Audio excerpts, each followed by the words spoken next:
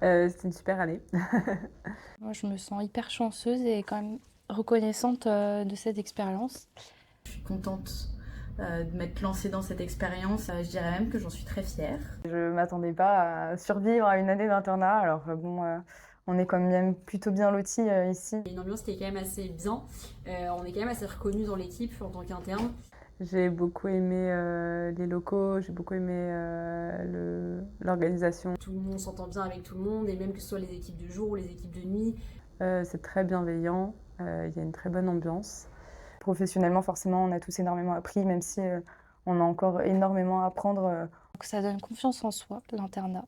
Ça m'a surtout permis du coup de beaucoup prendre confiance en moi et de me rendre compte qu'on a les compétences pour gérer la plupart des cas. Sinon oui, forcément, on a beaucoup appris et ça a été très formateur, très épuisant, mais très formateur. J'ai beaucoup aussi aimé le travail de nuit, je trouve que c'est une ambiance très différente. C'est du challenge et c'est savoir gérer beaucoup de choses en même temps.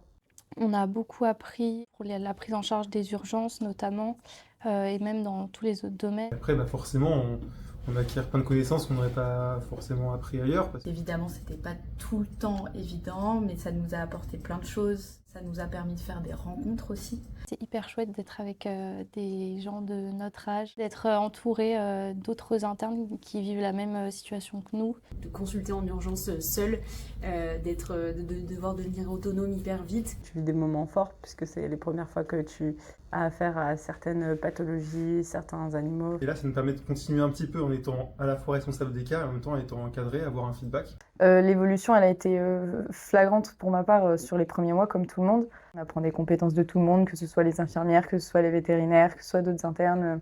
Et j'ai beaucoup aimé travailler dans une structure avec beaucoup de professionnels et avec énormément de cas très variés.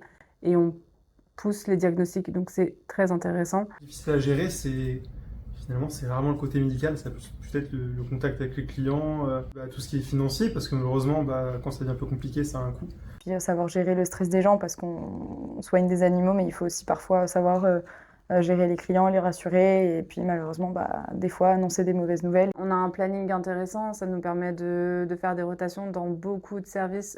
Les gardes de nuit, les urgences, il a fallu s'adapter à pas mal de situations différentes. Ouais, le travail en équipe de nuit, il est hyper important. On est vachement soudés, on a besoin de parler, on a besoin de s'aider. J'ai découvert du coup une passion pour la neurologie et que j'aimerais en fait continuer. J'ai découvert que j'aimerais continuer dans un centre hospitalier. L'année prochaine, du coup, ça c'est grâce à l'hôpital aussi. Je reste ici au CHU des Cordeliers pour faire mon assistanat en chirurgie. Grâce à ça, je sais que je vais pouvoir continuer mon parcours professionnel beaucoup plus sereine et beaucoup plus confiante sur mes capacités à gérer des cas, à gérer mon stress aussi. Je trouve qu'il n'y a pas d'équivalent en termes de formation en médecine vétérinaire. Donc c'est vraiment une très belle opportunité, il faut la saisir.